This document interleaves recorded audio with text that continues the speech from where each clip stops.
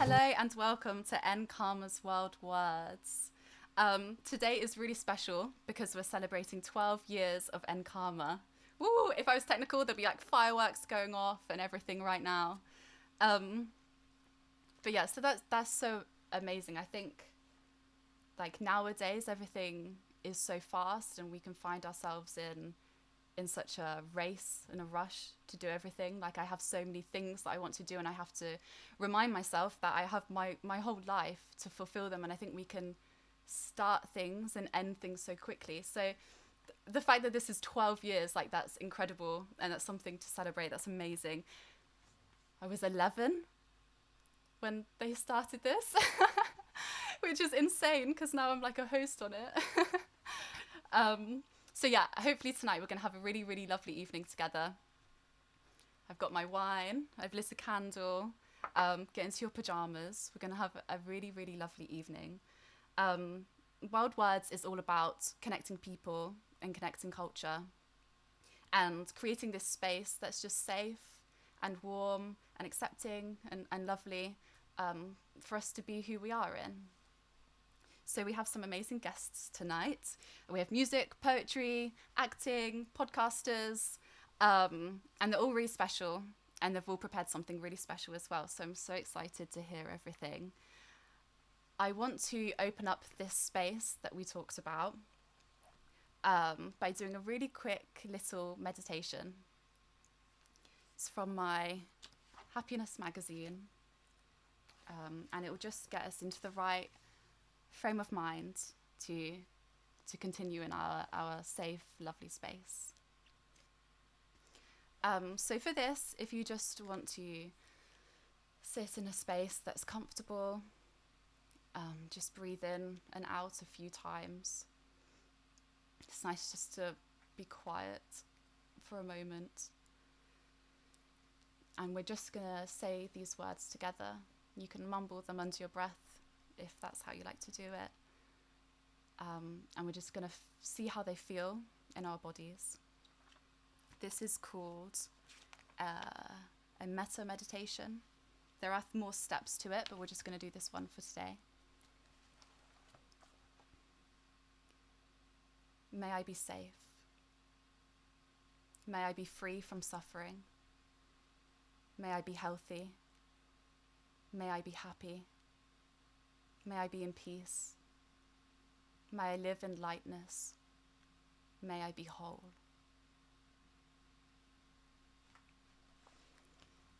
And you can go on in this meditation and you can think of someone you love and you can replace the word I with you. And then you can say all creatures, and you're meant to think of someone that you don't like too much. I haven't gotten to that stage yet. I think it would be nice just to say these words one more time, and then we'll go into our first guest.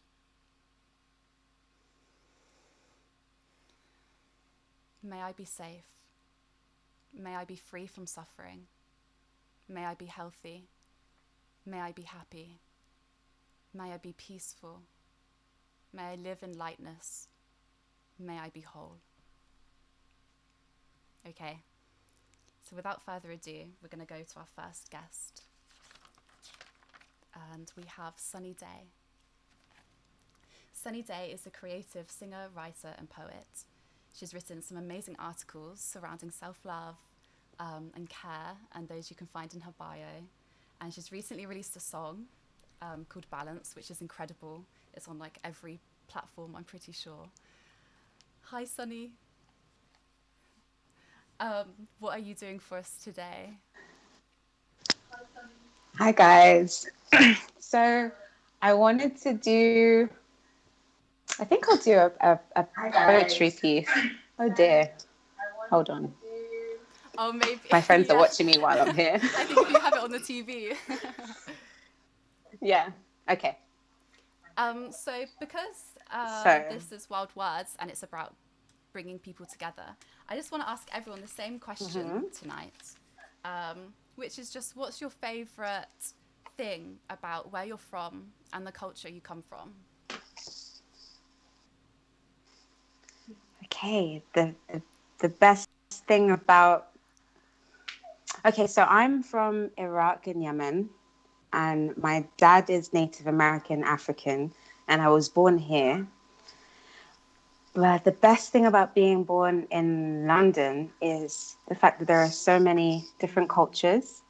And in being here, I've learned how to say hello, how are you in 25 Wow. languages because I think that that's really important. So yeah, it's that's a nice feeling for me, like to be able to relate to someone from a completely different Mm, part of the world, and learning from each other because every culture is different. Every language is like I hear different languages as different kinds of music because it is. But every language has its own rhythm, mm. tone. It's yeah, I love. That's one thing I really love about being That's really from nice. London. Thank you. That was so lovely. Okay, Thank so it's you. over to you. Please do what you want. Enjoy it. Okay, so I thought about this poem. Okay, are you alive or are you just breathing? Neglecting yourself or have you been healing? Can you see? Your eyes aren't the only thing that help to aid your vision. Do you just hear yourself or do you truly listen? Your soul has the answers you think you've been missing. It's embedded within your roots. You've got to cut through the layers of the noise your mind makes to get to the truth. Diving into quicksand, you hope avoiding it will help to quickly numb the pain when it's actually being prolonged by your hand. Don't let indecision become your domain. Don't allow uncertainty to let you feel shame. We cannot change the cards we are dealt, just how we play the game. Two things are always certain. That's now and change, so change now. Pull back the curtains and let a little light in and a little light out. Allow yourself to shine in the darkest of times. Whilst you've been searching for a torch to see, I'll always tell you that all you have to do is be. You are a human being becoming your greatest self. Money is your tool, but love is your wealth. Sometimes you fall in order to reevaluate the route you are better suited to take. That's the beauty of life. Not everything will be served to you on a plate. You say the worst thing is being alone, and to someone else, it's not having hands to be able to pick up a phone. Call me. See, communication is the key to unlock our inner doors. And as you climb the floors inside of you, we share so we can get through, get through this together. I believe in you. Are you alive or are you just breathing? Neglecting yourself or have you been healing? Your eyes aren't the only thing that help to aid your vision. Do you just hear yourself or do you truly listen? That was so lovely. Thank you so much. Thank you. Thank you for having You're me. welcome. It was so lovely. Um, Ah, I feel Thank really you. like smooth now. Smooth. I like that. I feel I do. I feel smooth. smooth. I love that. Oh, Thank you so much. You're so talented. thank you. All of Bless you. your tags and everything for anyone who wants to hear more from you will be at the end. And have a lovely evening. Okay. Thank you, Sunny. You Thank you. too. Bye. Thank you. That's so lovely. Um, so we're just gonna go straight into our next performer, who is Sammy Rhymes. She's a spoken word poet. She's a published author, a freelance senior project manager, and a creative coach. This girl does it all. Um, she has a book called 20 something, and she has an EP coming out very, very, very soon. Hello. Hey, Chelsea. How are you? Doing good. Good. It's been a long day, but I'm happy to be here. Oh, thank you for being here. Um, I'm going to ask you the same question because I think it's a really lovely one. What is your, and obviously this is all subjective and everything, but just what is your favourite thing about where you're from and the culture you come from? Again, I'm a Londoner, but originally from Cameroon. And Cameroon as a country is uniquely bilingual. So everyone speaks at least English and French. And you've got, I don't know, about 80 languages, I think, within the language, within the country itself, which is crazy. So you'll always meet people from different tribes, different religions, different cultures within that same country. And I think that's amazing because I feel like I come from a country that's just completely different. Like there's no one kind of person, if that makes sense. So yeah, I think that's what I like about Cameroon. Yeah, That's amazing. Thank you for that. It's really nice, like having a little tiny window into like people through this. It's really nice. Thank you. I'm just gonna hand it over to you. yeah, because this is about culture and stuff. I thought I'd do a piece which I actually wrote in my book called Misfit, which I guess is about challenging stereotypes and identity.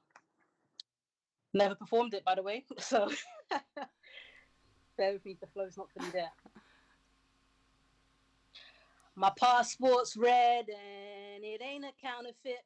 Been here since I was a baby. I'm a British miss, speak English well and got a stiff upper lip. More British than a box of fish and chips. But when I tick Black Muslim Brit, they label me a misfit. I can take that, but don't want to be a hypocrite. Islam's my way of life and I try living it. This hijab's a part of me, I ain't getting rid. It's my identity, so get used to it. We've been populated for a while, you need to get with it. Islam's the fastest growing religion. Ever wondered why that is? Ignorance ain't bliss. We need to do our bit. Knowledge is power, so keep seeking it. As for being black, I was born with it. Ain't bleaching, there's no distorting it. I ain't broke, but I'm far from rich. Don't rob or shot, I work for it. Got a job and I'm pretty good at it. Pay my taxes and I do my bit. But cause I'm black, they assume I'm on benefits. Black and Muslim, but I'm still a British girl. I'm a misfit that fits in pretty well. For some in my shoes, it's a living hell, but I integrate really well, challenge stereotypes, and I do it well.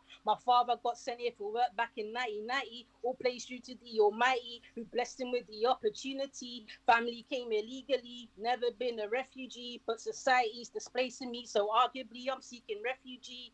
Black, Cameroonian ethnically, and British authentically. Allah made me, but London's the city that raised me and made me who I am today. I'm a Londoner and I do things the British way. I'm a Muslimer and I do things the Muslim way. We all enter and leave the world in the same way. Even if we do things a little differently, we still do a lot of things similarly. My race and my religion are a part of me. If that makes me a misfit, then pardon me. But the British in me tells me to keep doing me. Thank you. That was insane. That was so good. Thank you so much. I want to like see it. I'm a really visual person. I just want to see all of those words. That was It's there in the 20-something book. Amazing. There we go, everyone. So I decided to put that in the identity and challenging stereotype section of the book because I felt like it fits very well with the theme.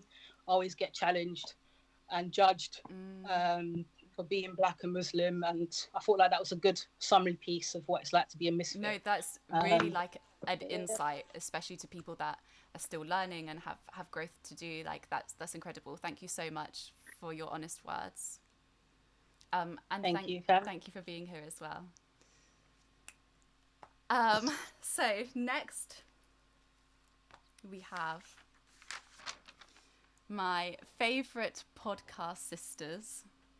Unclassical is a podcast run by two sisters who share hilarious and unique interpretations of classic novels. You can find them at every podcast place possible. Here they are. Oh, I can see Marsha. Kate has disappeared. Yay! No. Is she there? Oh, I can hear Hello. her. Hello, Katie. Is my face gone? No, you've got no face. I can see you on this one, Katie. I'll try shall I try turning my video on and off and on again? Have you tried turning it off and on again? There you are. I'll give it a go. Are you good? Oh, she's back. For me, anyway. Oh, okay. Right, we'll keep going. Which one Oh, again? okay. We're gonna turn you off and come and join again, Katie. Okay. Yeah, she's going to turn it off and come back on. Nice. How are you, Marsha? I'm good. Yeah. I'm trying to like see. I see Katie here, but I don't see her there. But yeah, Oh. me, it was technical issues a little while ago. But the Bevan sisters are not one with the technology today. It's not good. Well, maybe I can just, whilst I can hear you both, I'll ask you just the same question that I've asked everyone else, if that's okay. Yeah, it is okay. So, what is your favourite thing about where you're from and the culture you come from? Now, who's going to talk first? Because we usually talk over each other. Yeah. Do you want to start and then I'll say something? Well, I would say, because we're going to be talking a bit about our Maori heritage tonight, but we're obviously very white presenting. Our father, his mother was from Holland and everything. So the thing about our different cultures, I feel it's kind of almost given us a freedom to kind of not have to conform to anything, but to find the path in life which is right for you. But obviously being white presenting, I feel that is an extraordinarily privileged thing to be able to say, to be able to choose which works for you. But quite a thing with Maori culture is, again, just being the most human about the way you go about things and finding out what works for you in life, and not being too caught up in the way people think you should be or the way you should present, and kind of giving that freedom to everyone else you come across in your path as well. What would you say, Katie? Sorry, bear with me. So yeah, as you say, like, we are very English in the way we look, we speak, like we are very English girls. Can people see me now? Am I on it? I can see you. Yay! But yeah, like I do identify mostly as British, and I do kind of love how awkward the English are. I do think it's funny, and I heavily relate to that. But I also I feel like, probably because we do have like a fair bit of heritage, like, we do have a bit of Welsh in there, a bit of Dutch in there, but I feel like everyone in our family is kind of like the Maori side is like the one people, I don't know, resonate with. Yeah, like, our other sister seems to resonate with it a lot. I feel I resonated with it a lot. I won't speak for you. But yeah, like, I feel it's most interesting. And again, less caught up in like the prim and properness of English. So I suppose it's kind of like a nice respite to be a part of that culture and explore that culture and sort of get away with from the awkward rigidity of being English, I suppose. Yeah. Like, so tonight we wanted to talk about a bit about our Maori culture. Did you want to kick things off? Because I've got some facts and stuff about Maori culture for people. Facts. Very interesting. Well, I've been reading this book called Potiki, which I just said with the most English accent ever, Potiki, which is by Patricia Grace, who is a Maori writer. It was written in the 1980s, and it's sort of set around a similar time, and it's about these Maori families who have this land, and we were actually talking about this with our mum last night, about how the English and the colonial side of things would come over, and the Maori people would give them land and say, it's like a gift from us to you, but we all kind of work together, we all help each other out, and it was completely exploited. And it's about a particular family that happens to, and it's just really interesting bits about the idea of ownership and everything. And they've got throughout the book this kind of idea of craftsmanship, and it kicks things off. I might not read it word for word, but it's about this tree and this craftsman who builds this beautiful statue out of the tree. But it's saying, even if you've created something from the tree, you don't own the tree. That's still the tree. The only thing you own is the skill that you managed to bring about this art through. It still doesn't mean you're the owner of it. And that skill has been handed down to you through generations to generations, and you could hand it on too. And so your skill is more ancient than you anyway. And it's just a whole different way of looking at ownership than our Western perspective that I think is really healthy. Definitely. That kind of links to one of the things I was reading about.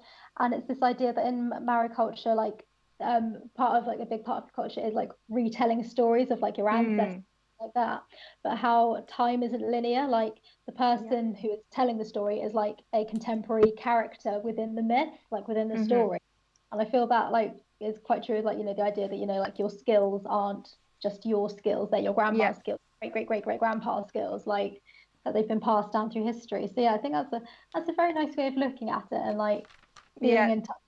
I feel like that kind of idea that, you know, you talk about your ancestors not just as people who came before you, but like you're still living with them in that kind of way. I feel must they've be like, actively shaped who you are yeah, today. like you must feel much more connected to them. It's true. And also just from like a more literal sense, I thought this book was really interesting, like things that I might have learned at one point but I've forgotten.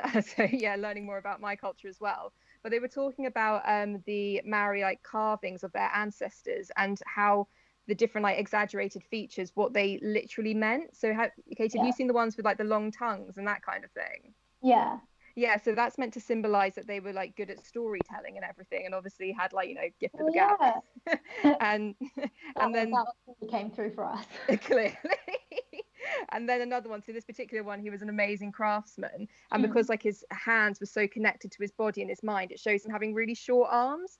But then I was talking about it earlier to my boyfriend, and he was like, well, you wouldn't think that at first when you saw like that, would you? Because if he was a craftsman, you would think, you know, long hands, being able to reach out. But I was like, no, it's all about connectivity. And again, the short neck, that's to show like your mind is connected to your heart and your values are aligned with what you think and what you do. And I was like, it's just really interesting to read into it, so you can kind of take even more from their culture and really fully understand it. That's lovely. I think like one of the things that I really like about Maori culture is the idea of like how closely they live with the earth, and it kind of put like back with, you know, this idea that you don't own the land, like you were saying with like tree, like they have a word for it, and I'm probably gonna mispronounce that. I'm sorry. But it's Kate Katanga, and it basically means protection of the natural world. So like, and I feel like especially today that is so prevalent and important, like sustainability, and like they've just been doing that forever. Like you don't literally own patch of land, like so in this particular story, their ancestral land was taken off them in World War II because they said that it was flat, and so they needed to use it for the war effort. And they were sort of like, okay, if you really need to use it, and you know, we're protecting our country as a whole, all right, go for it. And then they never used the land for that, and they ended up turning it into like a football field or something, and then into a park, and they're trying to get it back and everything. And then they finally, after many court battles, managed to get it back. And this other developer comes and he offers them a lot of money to buy it off, to basically turn into like a holiday resort. And he's like, you don't understand, it's all about development and everything. And they're like, no mate, you don't understand, we've lost it once already, what don't you get? And I read this sorry, finish. I was going to say, then the book takes a dark turn and it all gets very depressing, but it works out kind of. I was reading this thing about how like the Maori culture in New Zealand today, like they're generally a lot poorer, like they don't have as good housing, as good like access to things, because, and it said in this article, because generally the land that is the Maori land is like mountain land that's not very good for growing things and like making money, like turning a profit in that sort of way. It's just sort of like natural land, and you know, they don't want to destroy it by like planting a load of potatoes or whatever. But that's really interesting to what you were saying, that they did have this like flat land that would be good for that, and it's like, you took it from us, like, and literally cheated them out of it, and just did a load of like legal jargon, so it was really hard for them to get back in the original state, like. And that's like told over and over with stealing of people's lands. Literally, like this was like the stuff I was reading yesterday, and it's just sort of like, I'm sorry, but can you honestly think that in this day and age? And it's sort of things like, you know, it's just the way it's written, sort of like, oh, they were living like savages, and then the British went over and taught them how to be civilized. Like, did you? No, you went over, you stole their land, and you stole their women. That's what you really did, isn't it? Yeah. That's how great granddad did. That's how we're yeah, literally colonialism in our ancestry as well. So actually, I was going to say, when we were talking about things you're proud of or where you're from, like it's hard to be proud of, like, you know, being like part of like white Britain. So like, are you proud of colonialism? Are you proud of exploitative murderers? I mean, we can't even claim tea. It's true, but I think it's like educating yourself and also being able to speak out on, you know, where these problems have come from and that kind of thing, and understanding other people's histories as well. Definitely. Like, That was one thing I was going to say that was actually quite interesting in the book. It was this bit that said kids were different these days. They wanted knowledge of their own things first. They were proud and didn't hide their culture, and no one could bullshit them either. And I was like, you could write that today. And definitely. I'd be reading, I'm trying to like sort of read some more older texts by people of color and different like cultures and stuff. And I read about William W. Brown, who was kind of around with the abolition of slavery, and he was a slave. Yeah. And literally, the arguments in this are pretty much like word for word what a lot of activists are saying today with the Black Lives Matter movement. And you're like, so when was this published? 1847. Quick maths. Well, it's old, isn't it? Like over 200 years, and they're saying the same stuff. Like, why have we not learned? This is why it's so frustrating, and like, you know, white Tories constantly trying to shut it down, like being like, it's the way things are, it's the way things have always been, so I don't know why it should change and all that. And it's sort of like, people have been advocating for this for literally hundreds of years, and it's just because you're a prick that you don't listen. The thing, like, it's the way it's always been. Like, yeah, for the last few hundred years since you started exploiting everyone. Before that, there were cultures that were doing just fine. And also with that, it's sort of like this like idea of like almost like tradition. It's like, well, it used to be tradition to hang people, and that would be Sunday evening entertainment. Yeah, things change. Like, it's so true. It's ridiculous. Just one thing, because I'm aware we're probably getting on time, but one thing I read in the book that really sort of resonated with me as well. So they're basically, these people are coming and trying to get their land off them, and they've got a daughter that they've sent to university to educate herself in law, and she's really angry about the whole thing. And they're saying angriness is kind of something you've picked up at university. They're people at the end of the day kind of vibe. And she says, people, yes, but some people aren't people. They've forgotten how. And I kind of, that really resonated with me, like Western culture and people like I mean, we've all had it with like crappy managers as well. And you're like, I can't come to work today, family emergency. And they're like, oh, when are you going to make up the time? Be a human. Be a human. Be normal. Be normal. It's just sort of like, some people, it's just that thing. It's like, I feel bad if I like accidentally tread on someone's foot. Like, and some of the things that people do, and it's like, how do you sleep at night? Like, how? Like, literally. And so, yeah, I was to say, to take something from like our different roots, being more connected to the entire human experience. And understanding like Earth on like a deeper level. I thought it might be nice to end just with like a little thing. Like, we were talking to our mum last night, and it's on our mum's side that we have the Maori coming through, and she used to live in New Zealand with her grandmother, who wasn't a full Maori, but was raised by a Maori mother. I grew up as a Maori. And we were talking to her last night about what she remembered of her grandma. And she was telling us how she was such a smiley, like happy woman. But the second anyone brought a camera out, she'd be like stony faced and like have this almost like, you know, like if you see Victorian photos, and they were very like serious. And how, you know, she'd like basically had like a heart of gold, but, you know, would have like this sort of like quite tough like exterior.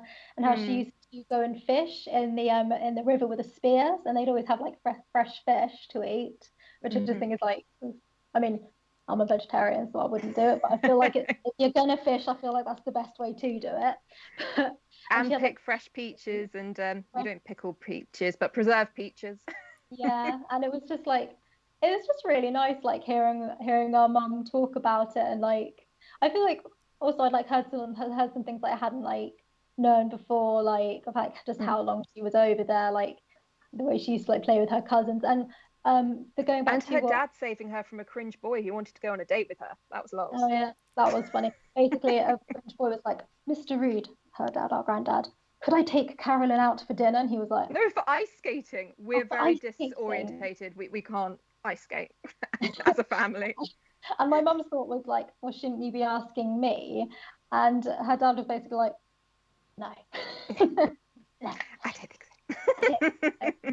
But yeah, it was a really interesting and like nice experience being able to sort of like hear that side of it. And like, I hope one day that I could, well, I don't know about you, don't know what you want to do, but I want to go to New Zealand one day and maybe like meet those family members that we haven't met that are still out there. 100. Let's get Corona done and get booking. Yeah. I think that's us. So thank you so much for having me. Thank you. Thank you so much. That was really interesting. And it sounds like you had loads of fun, like getting to like learning more about it as well. I love conversations Definitely. with like not Definitely. older, Yeah. but yeah, like older people. Well, she's getting on. I know, I was like, it's their mum, but what do I say? Not old. She's no spring chicken no more. I wouldn't worry about it. No, but that is really, really interesting. Thank you so much for that. Thank you. No worries. Thank you. Thank you, girls. Wow. So if you really enjoyed that, their ats and socials and everything will be at the end as well. So next, we're gonna get a bit calmer again, and we're gonna be joined by the lovely Sahar. She is a writer and a poet. She's super chill. Her poems reflect ourselves and this crazy world that we've found ourselves in. Hello. Hi. Oh my God, I didn't realize that you had an intro. It was such a nice intro. Thank you so much. Aw, thank you. So nice. Yeah. I'm going to ask you just the same question that I've asked everyone else. So what's your favourite thing about where you're from and the culture you come from? Okay, so this is kind of a hard question to answer just because like I've lived in like two completely different places, and then like my parents are from Pakistan, but I was born in Ireland, and I grew up in Saudi Arabia. So I mean, I guess like Arab culture and Pakistani culture is very similar. So I guess you could kind of say it's just like two cultures. But yeah, I moved to Ireland when I was 15, and so it's kind of like, you know, your peak kind of like growing stages, I guess. So it was kind of hard, but I guess like I don't know, I try to like refrain from being like, oh, I am a Pakistani Irish person or whatever, you know. I don't know, sometimes like it feels limiting. So um, I mean, I'm more integrated in my Pakistani culture. So I guess I think the main thing would be like the family orientation, or yeah. Does that make sense? Yeah. Yeah. um, yeah, the aspect of like, you know, everyone's like in this together, and you know, like you're not really left behind. Yeah, like we have really big families, like we know like we're like cousins, and everyone's really like mixed in, and yeah, so there's a huge family That's so aspect, nice. which yeah, I That's like really that. lovely. I agree actually with what you said about like how sometimes it could be like limiting to like put a title on it, I guess. And I know everyone, it's all just what you feel comfortable with, but I don't know. Yeah, I think it's kind of like lit up apart, and I'm like, yeah, that's true actually, because it's, I mean, we're all just humans, aren't we? Exactly, that's yeah, that's what I've understood after Yeah. 23 years of living. But then as well, it's so lovely We're all just to just see into like a little window of what it's like, because some people would never, you know, never get the chance, or I guess, of knowing and things. So thank you for telling me about that. That was really lovely. I'm just gonna hand it over to you now. no. So this poem is, I don't have a title. I don't know, I find it really hard to come up with titles. But yeah, I hope you guys enjoy it. I don't think that you guys have heard it before, so let there be an anthem to your life. For every day that you live by it, you break into a smile. Let these anthems change if need be. Let them remind you of the dynamic nature of life. Let this be a reminder that you can always change, the one looking in the mirror, for the better. Let the oceans between us be the same oceans we dive into when we seek more from ourselves. Let me delve deeper into all the things that I don't understand when times are tough. Let me understand the meaning in everything around me. Let this meaning be clear. that when I write, it is in your image. And when I hold up your image, it is because I love you. Let me feel you in all the songs that I sing and hold your memory close to my heart. Don't part from these silent wishes made in the dark. They say so much more than words could ever convey. Let these words be what you need when you don't understand what you need from me. Let this message be, sorry, let this be the only message you take away from me. Know that I only want the best for you. Let it be known that you're best. Let it be clear that I see you when you feel most unseen. You are always under my wing. Let us fly high, let us surpass the sky. Let our spirit never die. Let us heal ourselves so that we can heal all of life. That's it. Thank you. I hope you guys enjoyed. Thank you so much. That was so lovely. I have that smooth feeling again. Yeah. Your voice is like water. It's so nice. Thank you so much for being here. Oh, thank you so much for inviting me. This was such a cool experience. I've never had an event like this before, so it's really cool. I'm really happy to be here with all of you. Thank you so much. For anyone that really enjoyed that, well, everyone, obviously, her socials and apps and everything will be at the end as well. Thank you so much. So next, we're spicing things up a little, and we have Sarah. Sarah is an actor. She's represented by Pride and Performance talent. She's been in multiple short films, theatre shows. Sarah can do it all. I can tell you that because she has knitted the jumper she is wearing. That's how much Sarah can do it all. Hello, Sarah. Hello, Chelsea. How are you? Well, thank you. I'm very good. Thank you for that lovely introduction. You're welcome. Thank you so much for being here, very Sarah. Nice. I'm going to ask you the same question again. What is your favourite thing about where you're from and your culture?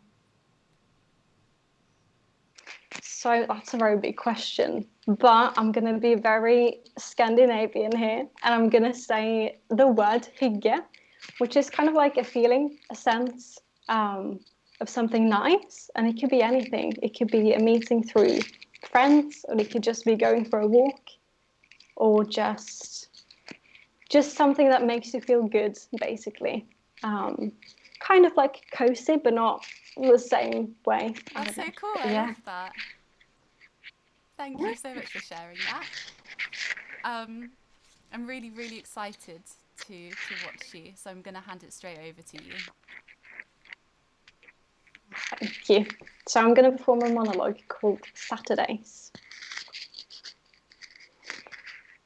I miss being young, playing with my toys, and disappear for a while into a whole new world that only I would know of.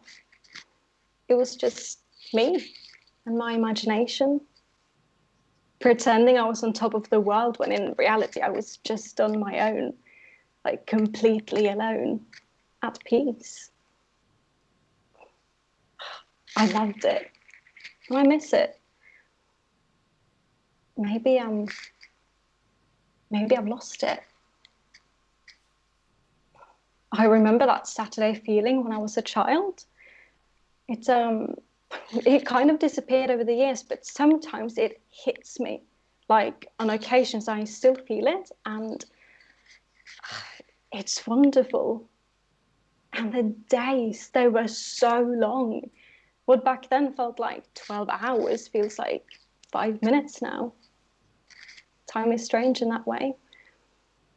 I remember going to my grandparents' house on Saturdays and thinking back, every Saturday I remember feels like a sunny spring day. The air was getting warmer, and I was sitting in the back of an overground with like my knees tucked on the seat so I could like look outside, looking at those little train tracks as we went along, and seeing that big city being left behind us. And I knew that this was going to be a really good day. Oh, and then the final stop. I remember that specific smell. I can't describe it other than that it smelled like happiness, like safety, and her smile, the joy in her eyes as I ran around in the garden, jumping over the water sprinkles, laughing. Oh, and him taking a picture like every single time so he could remember the joy. I miss that. But it is still in here. When things get a bit like too much, I think about that and it makes me happy, puts me at ease. So, no, I haven't lost my imagination. The one I had when I was younger. I still pretend to be on top of the world when in reality I am just on my own, like completely alone, but at peace. Thank you. That was that one. That was amazing. That was so nice. Oh, It was a really, really good thank monologue as you. well. I think because obviously none of us have seen like theatre and everything in so long. I really, really loved that. Thank you. Oh, thank you very much. That was Thank so you. nice.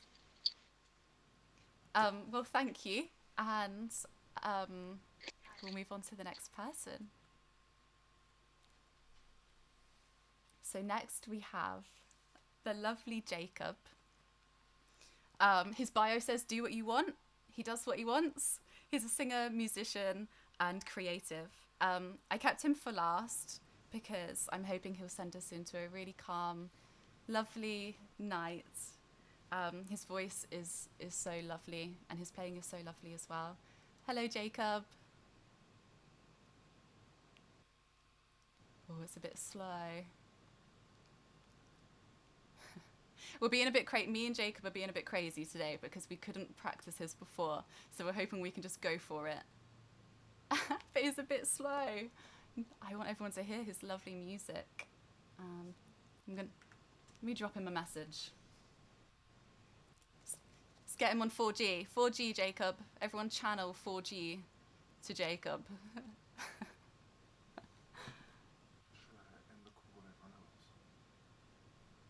We're going to do some techie bits.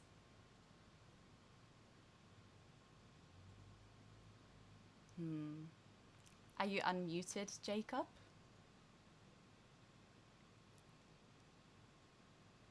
Let's have a look. He's doing bits. Can't hear him. I think you're muted. It's okay. It's N-Karma. Tiago would say it's N-Karma. We stay calm. Let's have a look. So, I can't hear him.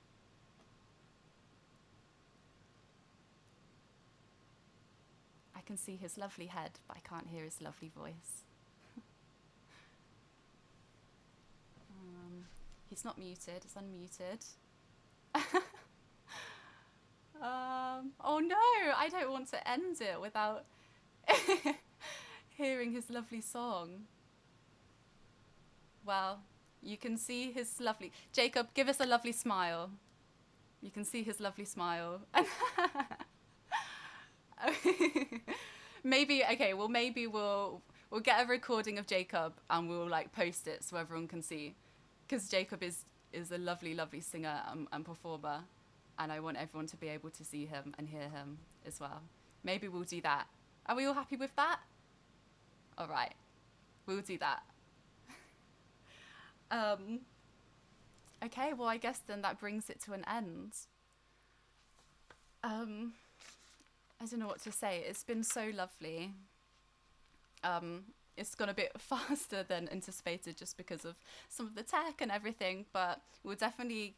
If Jacob is down for it, we'll definitely get like a little performance or something and we'll post it because I think that would be really nice. I hope you had a nice time with me. I hope it was chill, even though this one was a bit crazy. I hope you've got your wine and I hope you've had a relaxing evening. I want to say a few thank yous to people. First of all, my guests, thank you. You're all so talented and so wonderful. We'll put all the ats and everything after this so everyone can go and support them because that's really, really lovely. And Karma, thank you. 12 years. It's insane. That's amazing. Congratulations. Happy birthday. It's incredible. Thank you for creating this space for us to even do this in, because I love this so much and I know so many people appreciate it, especially in times like this. So thank you so much. Tiago, the king and founder of Nkarma, thank you again. I think I'm going to check Jacob's sound one more time. That's what I'm going to do. I can hear you, Jacob. Oh, goodness. I'm so sorry. I've been clicking everything. No, and don't worry. It's Nkarma. Amazing. I don't. Can you see me? No, I think your camera's the other way around. I can see a lovely chair. Oh, really? I'm so bad at this. I'm so sorry. Just so everyone knows, I don't do the tech for this. I have a lovely tech man here, so it's fine. Well, cool. Just in time, if you would like to give us a little... Oh, I'll ask you a question first, actually. So, what is your favourite thing about where you're from and the culture you come from?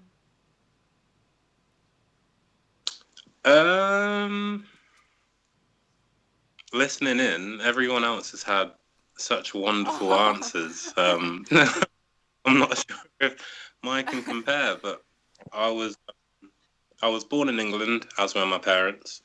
My dad's parents were born in Barbados, and my mum's parents were born in Jamaica. And they both came to Britain in the 60s.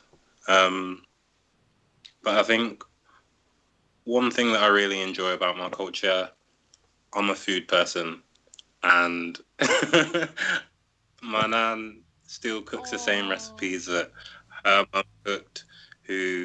mum cooked, and they've stayed the same. So I'd say the culture's really brought alive in nan's cooking, Christmas times, birthday times. Obviously, this past year has been different, but we've all had our little doggy bags posted through the door with nan's dog. That's so sweet. It's been wonderful. But Thank you for sharing that. That's so nice. See, that's like the little windows to see into people's worlds. It's so lovely. Thank you. I'm just going to hand it over to you now if you'd like to do what you do. Yeah, let me find somewhere to put my phone and then tell you what, we'll do a floor thing. It'll be very dark, but can you still hear me? Yeah, all good. Wonderful.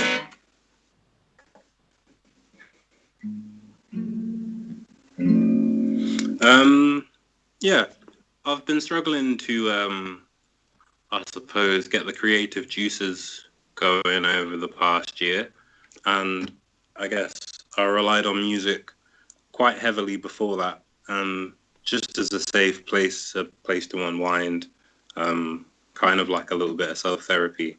So it was a bit jarring that at the time where I thought, oh, great, I'll be able to get stuck into music and write a lot of stuff and create things. I found it a bit difficult that actually that vice I struggled to use as much. But recently, as there's been a little bit of hope and sunshine and glimmer at the end of this whole lockdown scenario, I've been asked to play at a few different places, which has kind of given me the kick up the bum to start singing and trying to write and not just putting it to bed, but trying to rekindle that flame, you know? So I'm very grateful that you asked me here, because this is the first time I've played in front of people, not actually in front of people, but with people listening for a very long time. So yeah, please bear with me, but here's a song I wrote. It doesn't have a name. Not a lot of my songs have names, but that's all right.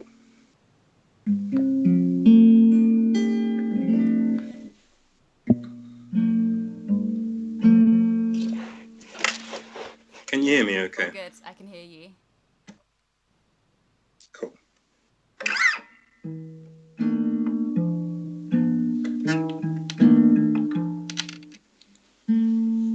That will help.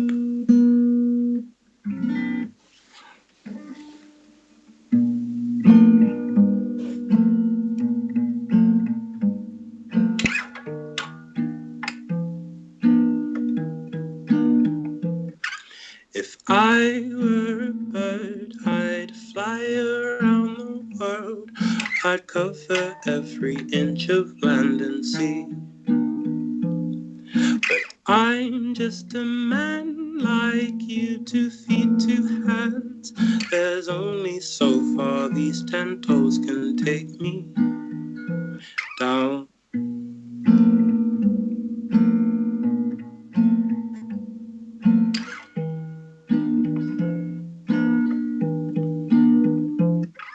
The next best thing is to craft a pair of wings and find the nearest mountain.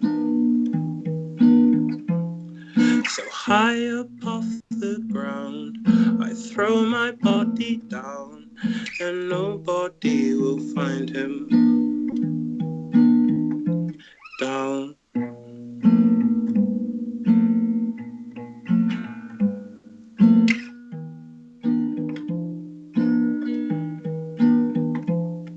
To be among the stars is where I think my heart is. Try and tell me different. But how then will I breathe? Oh, my brain can't conceive. But maybe then they'll listen. To be among the stars is where I think my heart is. Try and tell me different. But how then will I breathe? Oh, my brain can't conceive. But maybe then they'll listen. But maybe, just maybe.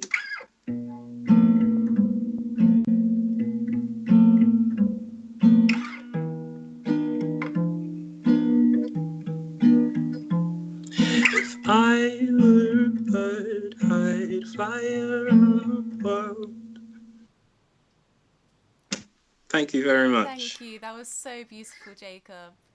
You said you were like, Thank everyone you, else has thank the you. words, Also but for- you had all the words. It was amazing. Thank you so much. Thank you for being sticking with all the technical Thank you difficulties. for sticking with them as well. It was really, really lovely. Thank you so much. Have a lovely night. Thank you. You too. Oh, thank you, Jacob. So now it's definitely all over. I just actually want to go back and say Sarah, who performed the monologue, actually wrote that monologue herself as well, which I think is incredible. I didn't know that, and I wish I said at the time. It was so beautiful. So thank you as well. Thank you, everyone. It's been so lovely. If it's okay with everyone, I'm going to end it with a little poem of my own, and then we'll just go into our lovely, peaceful nights. This is a 3-part haiku. I wrote it for someone who I felt like needed it, but upon reflection, I think we all need it to an extent. But he did not know the peace that would soon follow after his long road. Hold on tomorrow, because wherever you go, happiness will grow. Flowers bloom. It is easy to see that. You shine brighter too. Thank you, everyone.